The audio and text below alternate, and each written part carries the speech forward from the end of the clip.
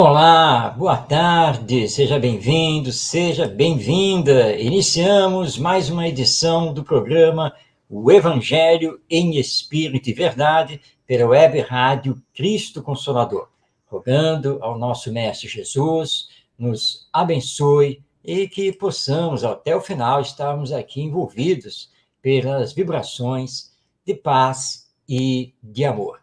No programa de hoje, nós teremos neste início um tema diferente, porque já fizemos toda a vida e obra de Jesus, assim como o seu significado e aplicação dos seus ensinos. E a partir de hoje, nós iniciamos o estudo do conteúdo de O Evangelho segundo o Espiritismo, de Allan Kardec. Olha ele aqui na tela, já estamos mostrando aqui o exemplar. Esta aqui é uma edição com a tradução do Herculano Pires, uma edição da LAC, a livraria Allan Kardec, editora. Na sequência, nós vamos estudar a última parábola de Jesus.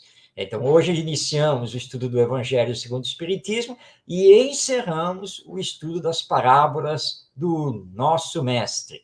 Na sequência, nós vamos dar início ao estudo da segunda carta de Paulo aos Coríntios e vamos encerrar o programa com aquele espaço reservado a você que nos acompanha, porque vamos, então, responder às perguntas que nos são enviadas. Você conhece o Evangelho segundo o Espiritismo?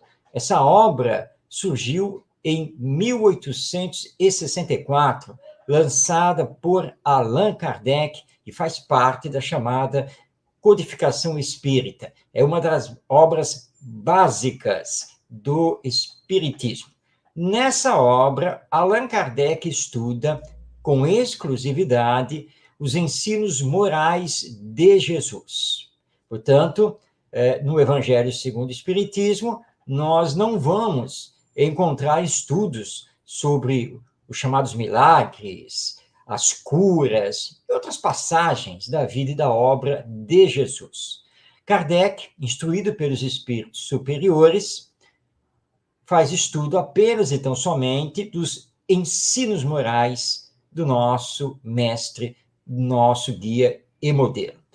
No capítulo 1, nós não vamos aqui fazer o estudo da introdução, nós vamos já para o capítulo 1, porque nesse capítulo, que Allan Kardec intitulou Não Vim Destruir a Lei, ele faz um preâmbulo, faz uma apresentação para mostrar, então, que existem, por assim dizer, três precursores, ou melhor dizendo, dois precursores: Moisés, que é a primeira revelação, Jesus, a segunda revelação, e o Espiritismo, a terceira revelação. Revelação do quê? Revelação da lei divina, do ponto de vista moral. E o tema de hoje é Moisés, esse legislador hebreu muito conhecido, muito falado, que, segundo pesquisas, historicamente, ele é o autor dos 5 primeiros livros do Velho Testamento, iniciando para aquele famoso que é o livro do Gênesis. Moisés também é muito conhecido, e ele já virou protagonista de filmes, de peças teatrais, de documentários e assim por diante, porque ele recebeu os famosos 10 mandamentos, as famosas 2 tábuas contendo os 10 mandamentos da lei divina. E a partir dali é que nós vamos ter o desdobramento do trabalho de Moisés, e, inclusive, como um dos primeiros legisladores a criar o que vamos chamar aqui de um Código Civil, se podemos assim nos referir. Você conhece essa história, não conhece? A história dele, de como ele recebeu as 2 tábuas, tábuas ou pedras, depende aí da versão. onde foram esculpidos os 10 mandamentos. Na verdade, foi um fenômeno mediúnico, um fenômeno de escrita direta, porque os espíritos, ou como muitos creem, o próprio Senhor, o próprio Deus, escreveu diretamente lá na pedra, ou na tábua, ou na madeira, os 10 mandamentos. Portanto, Moisés foi médium de efeitos físicos. Ele que estava ali no Monte Sinai e recebeu, então, os 10 mandamentos que ele vai entregar ao povo judeu. Vamos conhecer ou recordar esses 10 mandamentos. Allan Kardec, logo aqui no item 2 do primeiro capítulo do Evangelho segundo o Espiritismo, ele reproduz os 10 mandamentos para que possamos, então, recordá-los. Eles são os seguintes, vamos lá.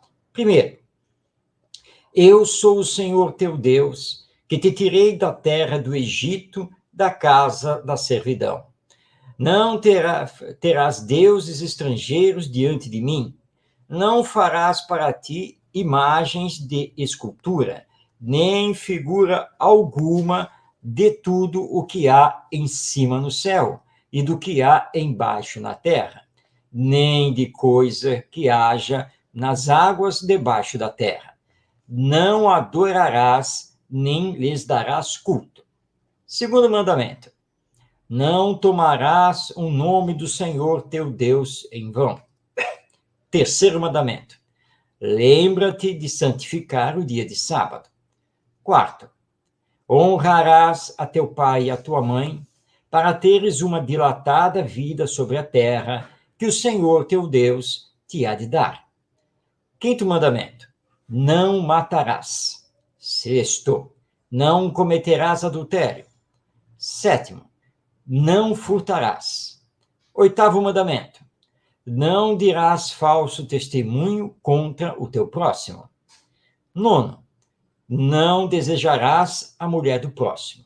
E, finalmente, o 10º e último mandamento, não cobiçarás a casa do teu próximo, nem o seu servo, nem a sua serva, nem o seu boi, nem o seu jumento, nem outra coisa alguma que lhe pertença. Esses são os 10 mandamentos recebidos por Moisés. Os historiadores consideram que Moisés viveu entre 1000 a 2000 anos antes de Cristo. Não há consenso nessa datação histórica, mas entre 1000 e 1500 anos antes de Cristo é mais considerado. É difícil fazer essa datação porque os escritos do Velho Testamento e mesmo do Novo Testamento, eles não dão datas, muitas pistas. Então, os historiadores têm que se haver com os fatos históricos que são narrados. E aí fazer toda a pesquisa para encontrar documentos, escritos de época que possam, então, corroborar aquela data. Então, não se sabe exatamente quando Moisés viveu, quanto tempo antes do Cristo, mas 1000 anos parece ser a data mais adequada face, então, aos acontecimentos históricos que são descritos tanto no Velho Testamento quanto no Novo Testamento. Mas isso não é o mais importante. Allan Kardec, no capítulo 1, então, do Evangelho segundo o Espiritismo, nos diz que os 10 mandamentos são a lei maior. Eles representam o resumo, a síntese da lei divina e dos deveres morais que temos uns para com os outros.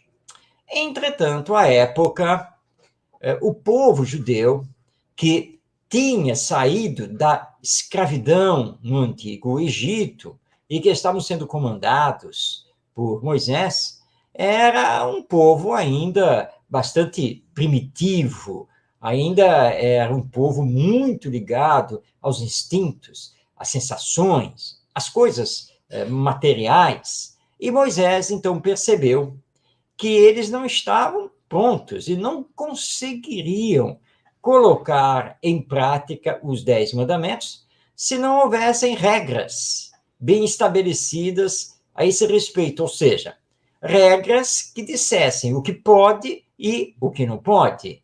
E quando não pode, as consequências, ou seja, as punições. É por isso, então, que vai surgir a lei mosaica. A lei mosaica, ela nada tem a ver com os 10 mandamentos. Ou melhor dizendo, ela tem por base os 10 mandamentos, mas é uma lei puramente humana. É um código civil promulgado por Moisés para controlar aquele povo. Vamos dar um exemplo para entendermos bem essa questão. Voltando, então, aqui aos 10 mandamentos, o sétimo mandamento diz aqui, não furtarás, ou não roubarás. Isso aqui depende da tradução. O que Moisés fez, então? Como Deus estabeleceu a proibição de furtar, de roubar, Moisés, então, estabelece, dentro da sua lei, punições severas para quem não obedecesse esse mandamento. E aí vem, então, a chamada lei do olho por olho, dente por dente. Ou seja, o judeu que fosse pego furtando, roubando, teria a sua mão cortada, decepada. Claro que isso não está escrito aqui nos 10 mandamentos. É uma criação de Moisés, com aquela necessidade de leis severas para controlar o povo. Essa lei mosaica, ela é daquela época. Ela foi criada para as necessidades da sociedade judaica daqueles tempos.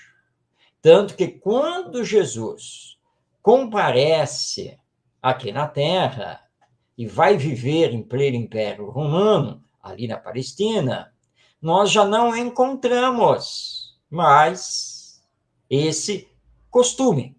Pelo menos ele estava sob controle. Sim, ainda se açoitavam as pessoas. Mulheres poderiam ser apedrejadas se pegas em adultério, que, aliás, também tem ligação lá com os 10 mandamentos. Você prestou atenção nos 10 mandamentos? Ó, não diz lá no o item 6, não cometerás adultério. Então, para controlar, a lei mosaica instituiu o apedrejamento da pessoa que fosse pega em adultério.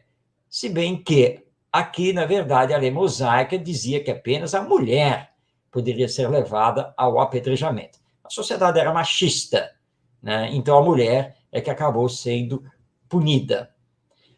Era daquela época.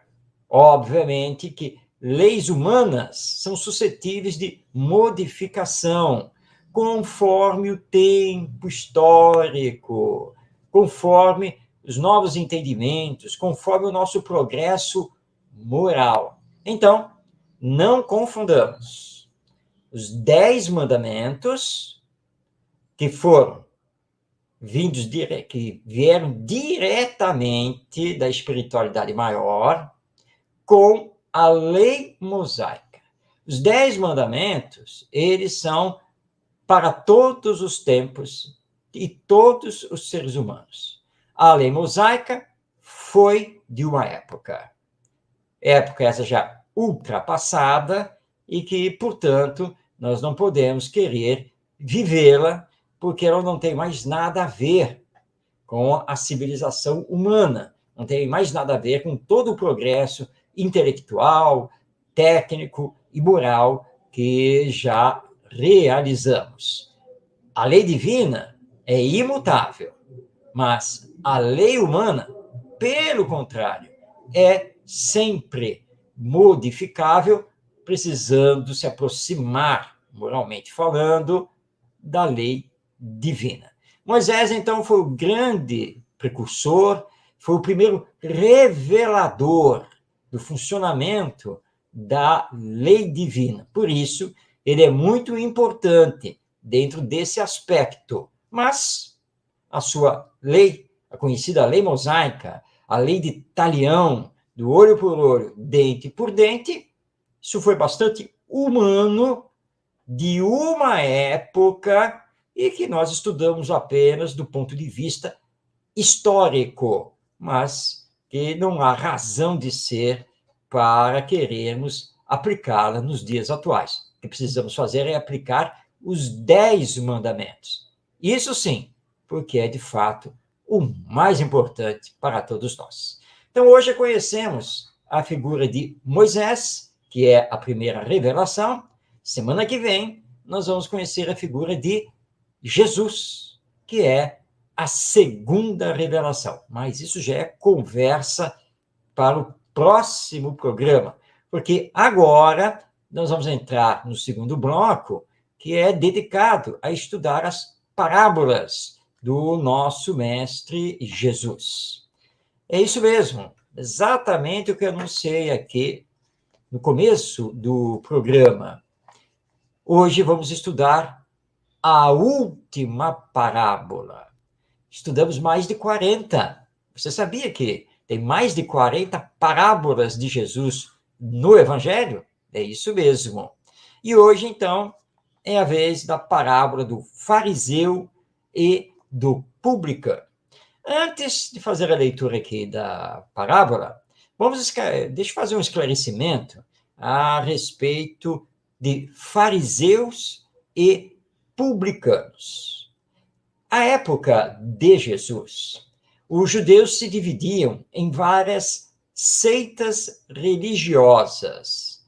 Entre elas, a que era mais proeminente, mais conhecida, era a seita dos fariseus. Os fariseus, eles faziam interpretações muito ao pé da letra das escrituras sagradas judaicas, a chamada Torá. E eles eram extremamente ciosos disso e gostavam de se mostrar. Eles eram muito ligados à pompa, a rituais. Ou seja, o culto era muito mais exterior do que interior, porque os fariseus também eram conhecidos pela sua hipocrisia, tanto que Jesus dizia que eles eram verdadeiras aves de rapina, eram quais lobos em pele de ovelhas, ou túmulos pintados de branco, mas cheios de podridão por dentro. Os fariseus dominavam a religião judaica naquela época, inclusive dominavam o sinédrio, que era o conselho religioso de Israel. Então, esses são os fariseus. Mas e publicanos? Quem são esses publicanos que vão aparecer aqui na parábola? Bem, no Império Romano, publicano era toda e qualquer pessoa, fosse cidadã romana ou não, que trabalhava na coletoria de impostos, ou seja, que coletava, que recebia os impostos. Portanto, o publicano trabalhava sempre para o Império Romano. E era costume dos romanos contratar nas diversas regiões do Império os nativos para fazer isso. Nós sabemos, nas narrativas evangélicas, que o discípulo Mateus, ou Levi, era um publicano. Ele trabalhava na coletoria, é ele que recebia e contabilizava, registrava o pagamento dos impostos. E os publicanos eram muito mal vistos pelos judeus, ainda mais sendo um judeu publicano, como era o caso de Mateus. Então, os fariseus eram os religiosos judeus que dominavam na época com as suas interpretações da Torá, E os publicanos eram judeus que trabalhavam para os romanos na cobrança dos impostos. Então vem Jesus para nos ofertar a parábola do fariseu e do publicano, que está registrada no Evangelho segundo Lucas, no seu capítulo 18, seu capítulo 18, versículos 9 a 14. A parábola é a seguinte. Propôs também a seguinte parábola a alguns que confiavam na sua própria justiça e desprezavam aos outros. Subiram 2 homens ao templo para orar, um fariseu e outro publicano. O fariseu, posto em pé, orava dentro de si desta forma: ó Deus, graças te dou, que não sou como os demais homens, que são ladrões, injustos, adúlteros, nem ainda como este publicano. Jejuo 2 vezes por semana e dou o dízimo de tudo quanto ganho. O publicano, porém, estando a alguma distância, não ousava nem ainda levantar os olhos ao céu, mas batia no peito, dizendo: ó Deus, sê propício a mim, pecador. Digo-vos que houve uma falha aqui do texto aqui. Digo-vos que este será justificado para a sua casa, e não aquele, porque todo o que se exalta será humilhado, mas o que se humilha será exaltado. Então, esta é a parábola do fariseu e do publicano. Acredito que você que está aí nos acompanhando, querido ou querida telespectador, telespectadora, percebeu, então, que o fariseu estava fazendo uma oração com muito orgulho. Ele dirigia o pensamento dele a Deus, mas dizendo: Senhor, olha, eu sou o justo, eu obedeço à lei, eu sou diferente de todos os demais, porque a maioria dos homens são pecadores. E, em comparação com este publicano que está aqui também no templo para orar, ó Senhor, eu sou muito melhor do que ele, porque eu cumpro todos os rituais, eu pago o meu dízimo ao templo. Então, olha para mim e salva a minha alma. Essa é a oração do fariseu. O publicano que está lá ao lado, sem coragem de olhar para o céu, ele está lá contrito, cabisbaixo, bate no peito. Senhor, me perdoa. Eu sei que eu sou um pecador, mas pela sua misericórdia, me ajude. Que diferença, não é mesmo? Enquanto o fariseu fazia uma oração com o maior orgulho do mundo, o publicano mostrava o contrário: humildade. O que Jesus quis, então, nos ensinar com essa parábola? A necessidade de combatermos o orgulho, a necessidade de desenvolvermos a humildade. E que a verdadeira fé não está no jogo de palavras. A verdadeira fé não está nos rituais exteriores. A verdadeira fé não está nas vestes. A verdadeira fé não está na doutrina religiosa que se segue, como era o caso do fariseu. Verdadeira fé requer sentimento. Porque Deus só tem olhos para isso. Sentimento. O que é exterior, o que é ligado à matéria, o que é ligado aos vícios morais, tudo isso fere a lei divina. Então Jesus nos mostra e nos diz no final: em verdade, eu vos digo que este último, o publicano, este será salvo. Este receberá 100 por um, porque ele combateu em si o orgulho. Ele está fazendo uma oração sincera e rogando ao Pai que o auxilie para que ele possa melhorar. Enquanto o fariseu, orgulhoso, está dizendo que ele é o melhor ser humano do mundo. E, inclusive, mentalmente, na sua cabeça, ele está pisando em cima de todo mundo. Está desconsiderando todos os seus irmãos e irmãs aqui na Terra. Ele vai receber o que merece perante a lei divina, com toda certeza, e vai ter que sofrer para baixar esse orgulho. Mas o publicano, que humildemente está se colocando, este será salvo. Esta lição da parábola do fariseu e do publicano é muito importante e muito bem entendida por nós espíritas, porque os espíritos estão sempre chamando a nossa atenção que precisamos nos melhorar, precisamos realizar a nossa transformação moral, que é preciso combater o egoísmo e o orgulho, que estão na raiz de todos os vícios, de todas as paixões, enfim, de todos os males. E que aquilo que fazemos aqui na Terra, Deus sabe.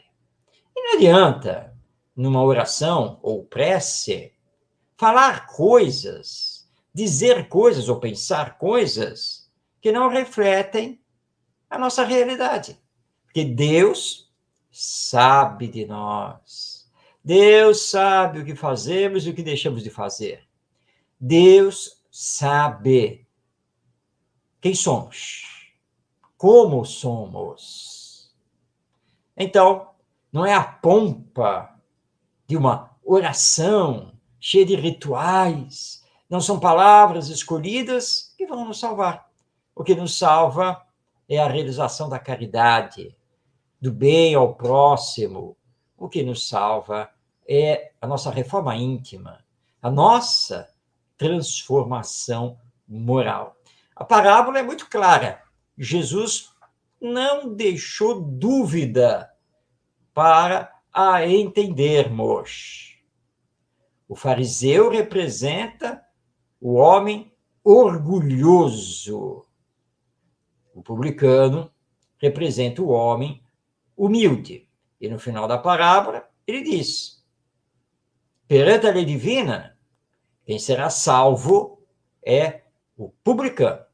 É este que vai ser bem recebido no depois da morte, no retorno à pátria espiritual. Portanto, todos nós precisamos, de forma urgente, combater o egoísmo e o orgulho em nós, para permitir o desenvolvimento da humildade e todas as demais virtudes, como a bondade, a caridade, a fraternidade, a solidariedade e assim por diante. Esse é o grande trabalho que temos que fazer aqui na Terra. É, na verdade, a nossa missão particular, individual. Então, quando formos orar, simplesmente entreguemos-nos a Deus e que seja feita a sua vontade acima da nossa. Vamos estar lá na famosa oração do Pai Nosso. É assim, então, que vamos conseguir fazer boas realizações e teremos bem menos enganos, bem menos equívocos aqui na jornada terrena. Bem, com a parábola do fariseu e do publicano, encerramos o estudo das parábolas do nosso Mestre Jesus.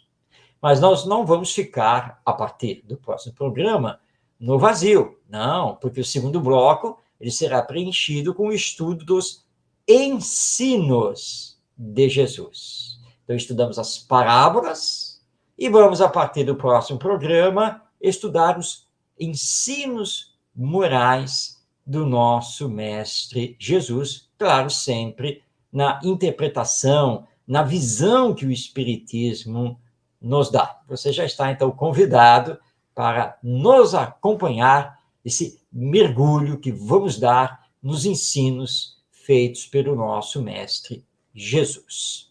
Bem, já estamos na metade do programa e, portanto, vem aí o terceiro bloco.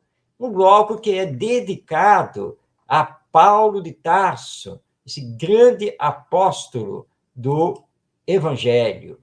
E nós desdobramos já o conteúdo da carta aos Romanos e também da primeira carta aos Coríntios. Hoje, vamos dar início à segunda carta escrita por Paulo de Tarso e dirigida à comunidade cristã da cidade de Corinto, na Grécia. Antes de destacarmos aqui o versículo, o capítulo, vamos a uma curiosidade histórica sobre esta segunda carta de Paulo aos Coríntios. Na verdade, esta segunda carta não é a segunda carta, é a quarta carta escrita por Paulo aos Coríntios. E a primeira carta, que já estudamos, também não é a primeira. Na verdade, é a segunda carta. Calma, você ficou confuso? Calma, eu vou explicar. Acontece que, estudando as palavras de Paulo nas suas cartas, os próprios registros que ele faz, e os registros constantes dos Atos dos Apóstolos, nós então descobrimos que, em verdade, Paulo escreveu 4 cartas à comunidade cristã da cidade de Corinto. Acontece que a primeira carta, ela foi perdida. Nunca se encontrou um exemplar, uma cópia dessa primeira carta. E, olha só, a terceira carta também foi perdida. Ela está nos registros da sua existência, mas a carta mesmo nunca foi encontrada.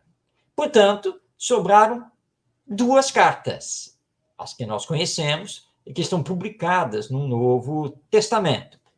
Então, elas foram denominadas primeira e segunda. Então, essa segunda carta aos Coríntios, na verdade, é a quarta carta. Paulo tinha com os cristãos de Corinto uma afinidade muito grande.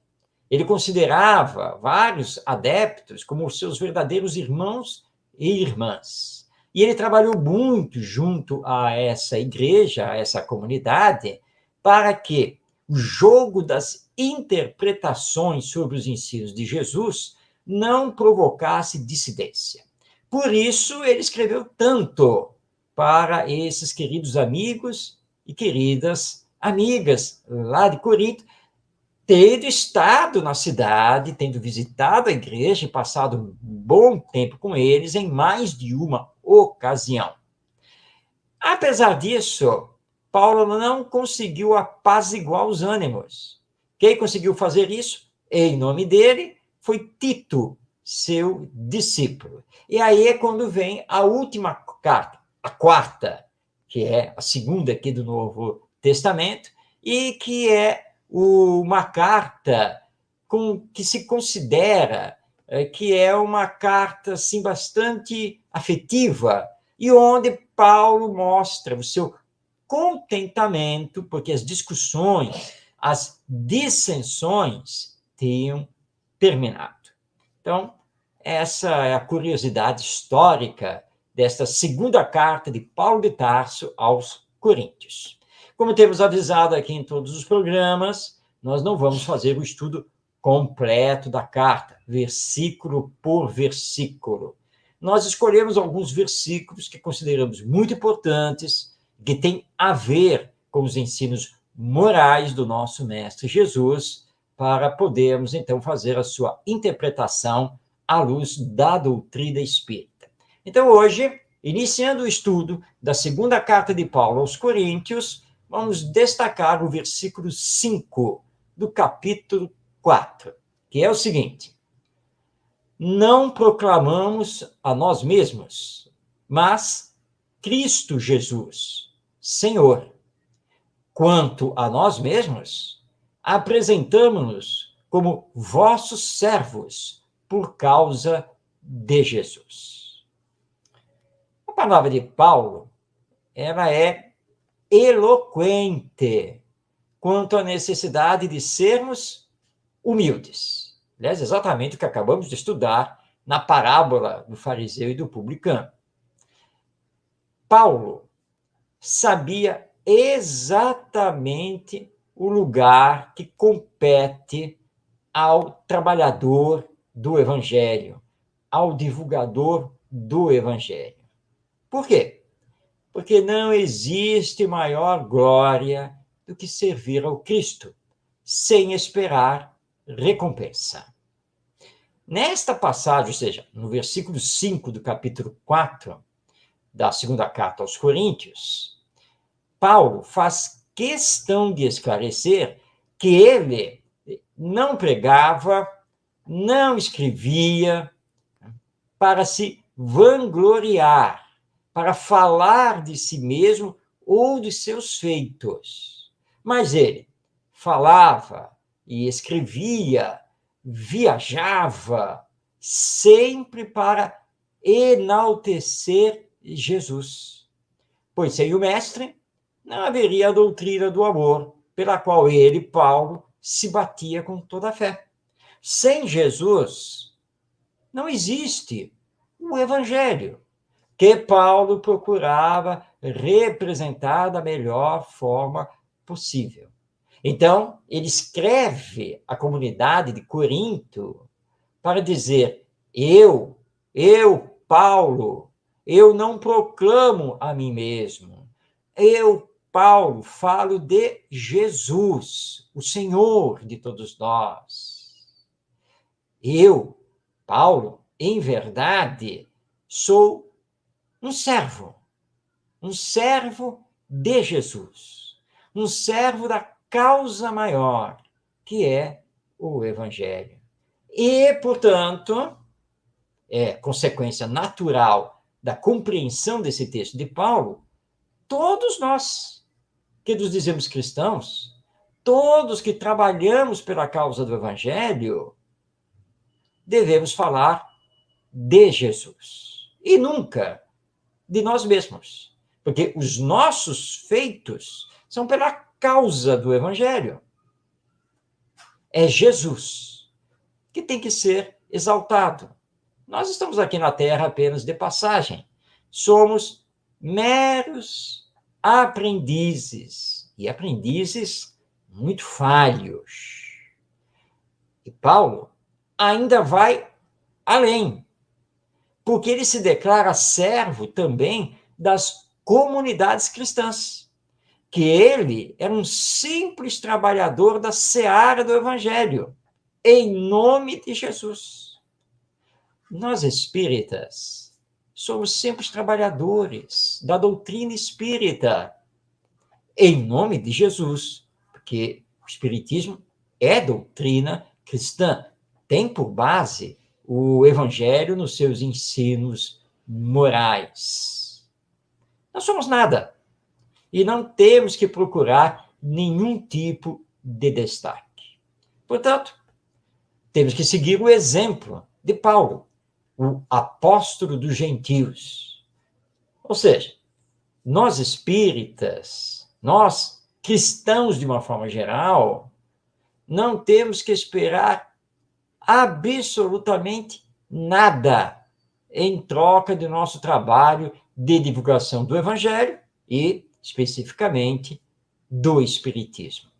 Nem mesmo o reconhecimento de nossas habilidades e competências pelos que comungam do mesmo ideal. Se tivermos algum tipo de destaque, que isso aconteça de forma natural, pelo trabalho que desenvolvemos, pelo bem que estamos conseguindo prodigalizar, mas não que procuremos fazer desta ou daquela maneira o nosso destaque dentro do movimento espírita, dentro do movimento cristão. Se isso acontecer, vamos agradecer a Deus, nosso Pai, a Jesus, nosso Mestre, e trabalhar para manter a humildade.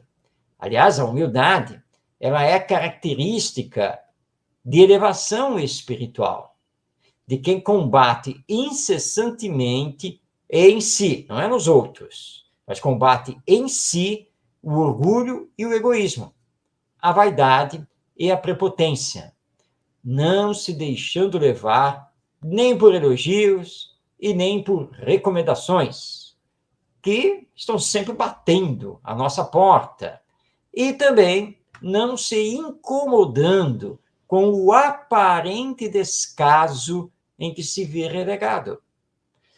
Mesmo porque nós não precisamos de destaque. E quem procura destaque aqui na Terra já recebe o que tem que receber.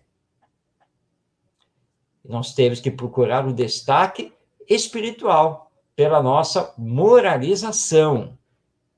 Portanto, sejamos humildes e estejamos apostos para trabalhar, para estarmos prontos quando vier o chamado. Por isso, então, lembrando aqui, João Evangelista, lá no seu Evangelho, no versículo 22 do capítulo 21, quando ele nos lembra a recomendação de Jesus. Que te importa quanto a ti? Segue-me. Ou seja, não se dê importância, mas simplesmente siga Jesus. Como fez Mateus. A história é conhecida. Jesus se aproxima da entrada da coletoria, onde Mateus trabalhava na cobrança dos impostos. Ele olha para Mateus, Mateus olha para Jesus e, segundo a narrativa do próprio discípulo, Jesus aponta para ele, que está lá sentado à mesa, e diz simplesmente: segue-me. E Mateus anota: e ele o seguiu. Ou seja, Mateus largou o trabalho e foi seguir Jesus. O maior no reino dos céus, na verdade, é aquele que se faz menor no mundo terreno, no sentido de trabalhar pelo bem e pelo amor do próximo, sem alarde, estendendo as benesses da caridade material e moral a todos, e sem aparecer. Pelo contrário, o menor no reino dos céus é o que se faz maior no mundo terreno, pois aqui ele já ganhou o que merecia. Ou seja, ele já ganhou o aplauso dos homens e das mulheres, ele já ganhou o reconhecimento da sociedade humana após alardear o que ele faz, ou que normalmente oculta algum interesse pessoal não revelado. Esse será o menor no mundo espiritual depois da morte. Mas aquele que faz a caridade, que faz a bondade e que não aparece, esse será o maior no depois da morte. Sejamos, portanto, humildes. Vamos fazer a caridade, mas não precisamos mostrar que a estamos exercendo. E vamos entregar a Deus o nosso futuro, porque Ele sabe de nós e Ele sabe o que é mais importante para cada um de nós. Então, estudamos aqui um dos primeiros versículos aqui que destacamos, da segunda carta de Paulo de Tarso aos Coríntios. Vamos continuar esse estudo na próxima semana, próximo programa. Não perca esse estudo que estamos, então, realizando das cartas de Paulo de Tarso. Nosso relógio está dizendo que nós estamos entrando para o quarto e último bloco aqui do programa O Evangelho em Espírito e Verdade. Esta última parte do programa, ela, na verdade, é feita por você, que nos assiste, que nos acompanha. Porque você, tendo alguma dúvida, envia essa dúvida, faz uma pergunta. Você pode fazer isso pelo chat, tanto do Facebook quanto do YouTube, da Web Rádio Cristo Consolador. E nós vamos aqui recepcionando as perguntas e trazendo-as para poder elucidar à luz do Espiritismo. Nós recebemos aqui uma pergunta feita por um querido companheiro do movimento espírita, também estudioso, faz parte do Centro Espírita e de grupos de estudo online. É a pergunta do Cláudio Damasceno, ele é daqui da cidade do Rio de Janeiro, de onde estamos transmitindo o programa. Ele faz a seguinte pergunta: afinal, Jesus nasceu em Belém ou em Nazaré? Seu nascimento terá sido como descrito pelos evangelistas? Cláudio, se pegarmos então o Novo Testamento, os 4 evangelhos, ou seja, os evangelhos de Mateus, Marcos, Lucas e João, nós vamos ver que Mateus e Lucas são os evangelistas que descrevem a cena do nascimento de Jesus.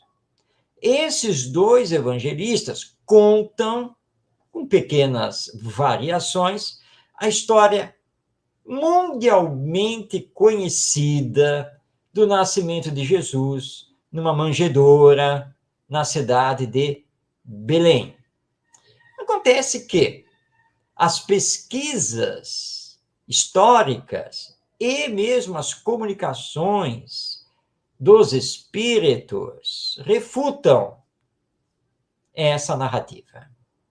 Sabe-se que José e Maria, os pais de Jesus, eram da cidade de Nazaré, que ficava lá na Galileia. Belém é uma cidade que fica em outra região da Palestina, mas é a cidade berço do famoso rei Davi. E houve, então, por parte dos evangelistas, a preocupação de fazer uma ligação com o rei Davi. Tanto que Mateus apresenta uma árvore genealógica, procurando demonstrar que Jesus era um descendente de Davi. Mas estudos já mostraram que essa árvore genealógica tem vários erros, vários equívocos e lacunas.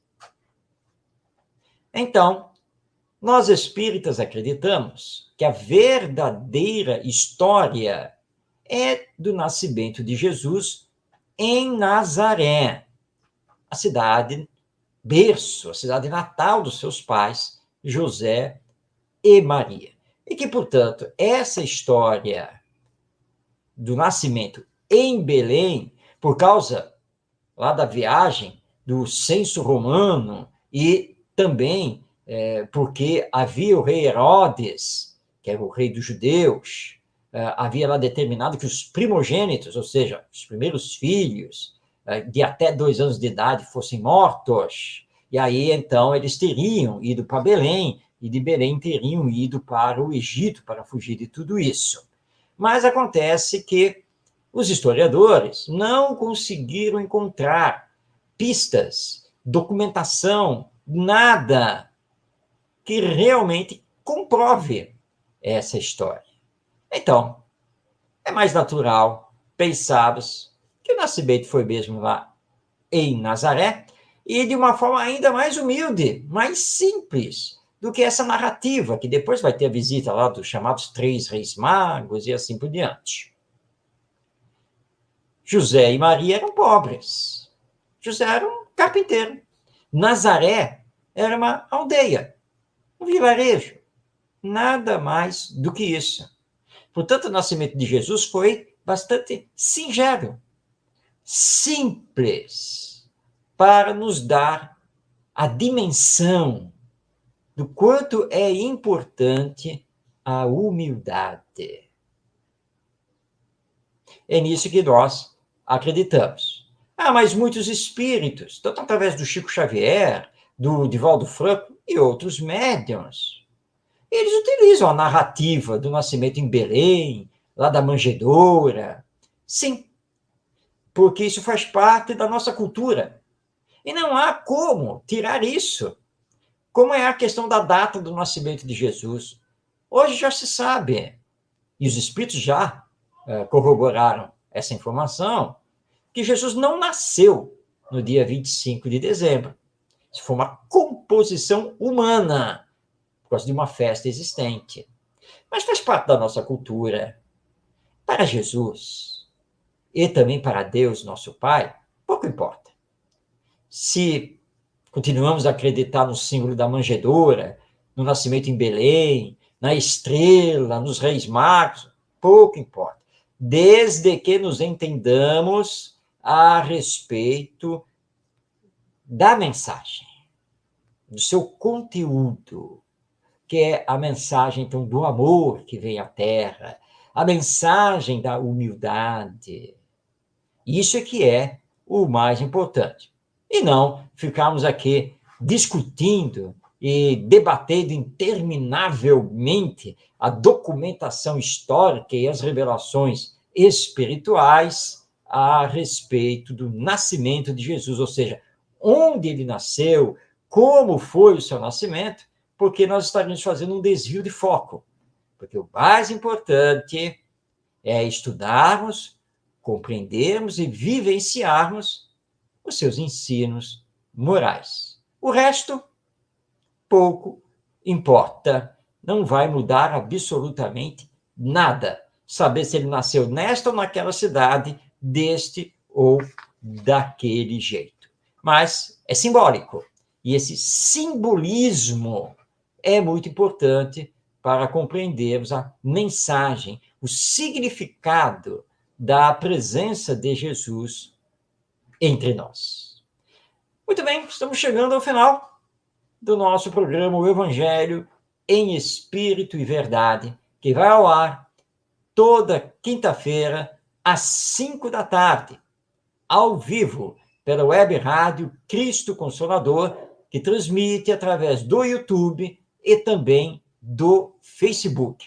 O vídeo do programa fica disponível no canal da web rádio Cristo Consolador no YouTube. Então, você pode aí nos assistir quando você quiser, basta acessar o canal lá do Cristo Consolador no YouTube.